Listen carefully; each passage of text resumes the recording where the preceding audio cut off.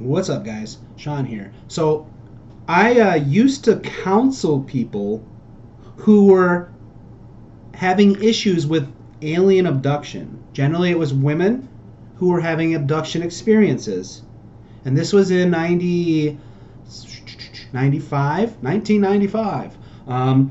Before I got into a lot of the stuff I'm into now, before I remembered all the things that I remembered over the last number of years, back in the 90s, aliens, particularly the Zeta Rectili, the gray aliens, the grays, the big eyes, those beings is what I was very fascinated and curious and a little sketched out by them. So I wanted to learn a lot about them, and eventually I learned enough about them where I was able to then be a resource and support women who and guys, but usually women who were having that issue with these aliens. And there wasn't a lot of people they could turn to, and definitely not a lot of people who could understand what the frig was going on.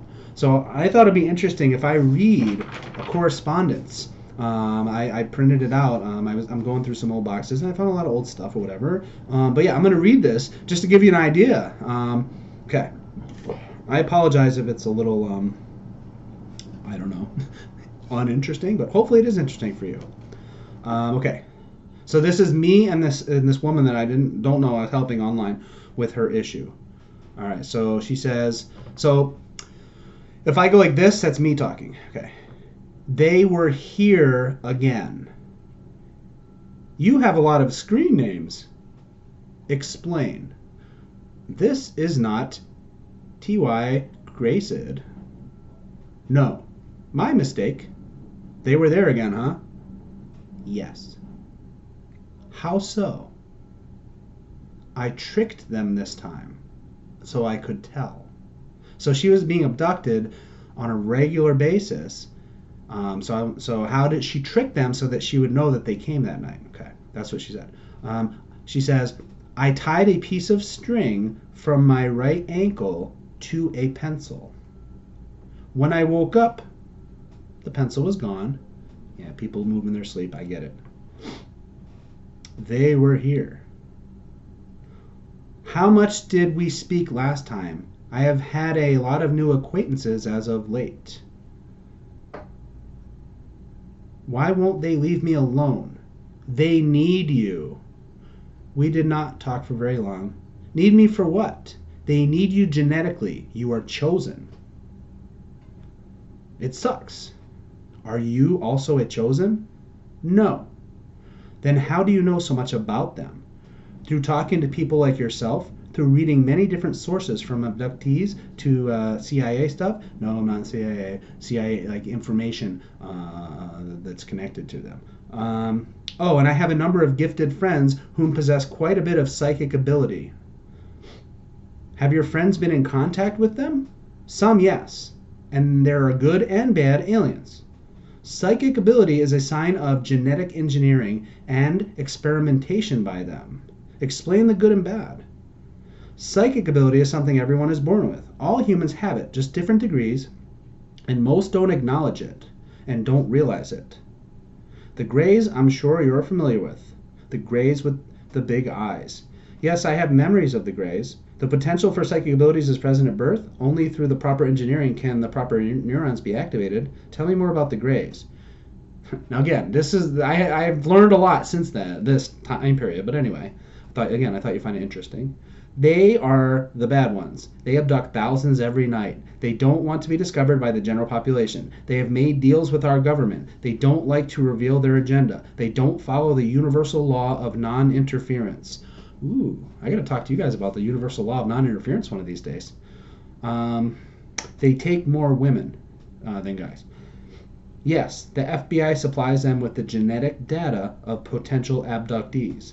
They impregnate women with half-human, half-alien fetuses, then remove them. I haven't heard that, but it wouldn't surprise me in the least about the FBI. I'm responding to her with that last part. The collection of DNA is the sole reason for the existence of pennies. I've heard that before. Besides this, I definitely. So it might make you think about that. Interesting. Where did you find this out? Sources. Very interesting. To label them would be to reveal too much. Understand totally. Tell me more of the fetus. Okay. The Greys will abduct a woman. They will impregnate her as part of the abduction experience, as well as the usual BS that they do. I know it all too well. The girl is returned to her bed and is made to forget her experience for the most part. The girl may notice that her period mysteriously stops. To what purpose? For a few months, and then her period returns just as suddenly. Understandable. This is because during the abduction, the hybrid fetus, is removed and is developed the rest of the way through artificial means that they have the capability of doing. Later on, the abductee may see her half human child and will be urged to touch or hold the child. In most cases, the mother feels emotionally attached and complies. This happens because the human half of the creature needs the human component of love or touch for proper development. This is the cornerstone of what they do. They are re-engineering their DNA, etc., because their race is slowly deteriorating. They need emotions to evolve to the next level. I have heard both of those conclusions, but it is quite likely that a mix of them is closer to the truth. That's why abductions, both male and female, usually have a common length of reproductive organ examination, etc. Interesting. Not fair. Perhaps this adds to the feelings of violation that sometimes helps the repressed memories in surfacing to us. Yes, that is a definite possibility. Do you have any juicy secrets on the secret government or CIA? I know that the FBI is closely linked with Russia, and the race to space was played out only in the media. I know some of you guys, especially flat earthers, will like that part.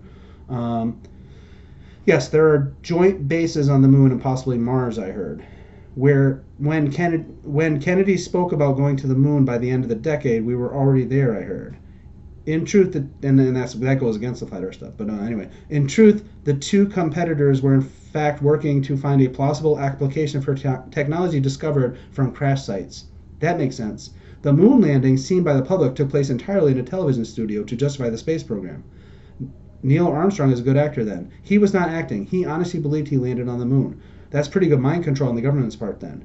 The only way to ensure secrecy was to use a near deadly mix of perceptual altering drugs. Not as much as it sounds. Most of the chemicals used to induce the moon landing experience are now sold in street alleys to the youth. Well, I need to go now, but hopefully we can share some more info at a later date. Yes, this exchange was most beneficial. I look forward to our next interaction. Have a nice night. So yeah, man. Before the internet was like big and before YouTube and all this stuff, that was doing the groundwork in the 90s and trying to like dig. So I've been at this for a long time. All right, guys. I love you.